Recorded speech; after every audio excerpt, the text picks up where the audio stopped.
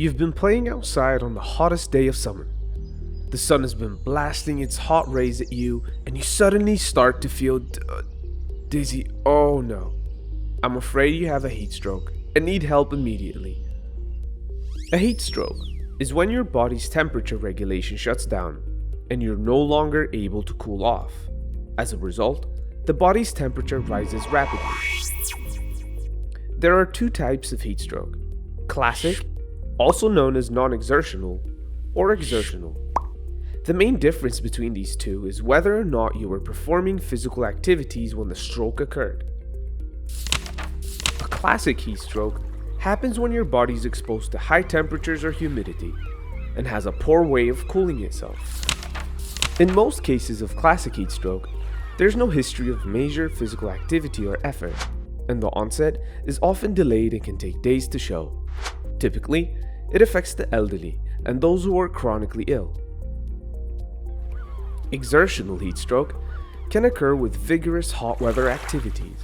As you all know, exercise can lead to an increase in the core body temperature, and to do that on a hot summer day is not the best idea.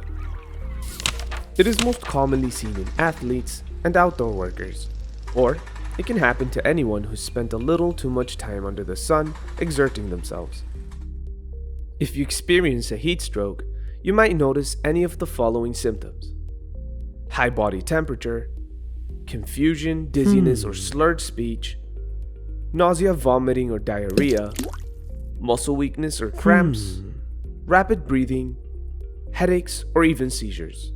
And these symptoms are the same in adults and children. The diagnosis of a heat stroke is made clinically. Being recently exposed to direct heat, having a high core temperature, and developing classic symptoms is usually enough to tell whether someone is experiencing a heat stroke. Your doctor might also order further tests to exclude organ damage, including blood tests, urine tests, and maybe some imaging. I hope you're not heating up during this video, but if you are, then don't worry. The treatment of heat stroke revolves around cooling the body down. And the fastest way to do that is to soak the body in cool water. Another thing we can do is apply ice packs to body parts such as the armpits, groin, neck, or back. A heat stroke can get very bad if left untreated. It can cause serious damage to vital organs such as the brain and the heart. And if it gets hot enough, the body can shut down. Extreme heat can be fatal, so don't take it lightly. Now, what we really want is to avoid a heat stroke altogether. And to do that, there's a few things you can do. 1. Stay well hydrated by drinking fluids. Also, try to avoid extensive exercises in direct sun heat. Wear loose clothing and use sunscreen. Overall, while there's many benefits to enjoying a sunny day, just be cautious not to take on too much heat.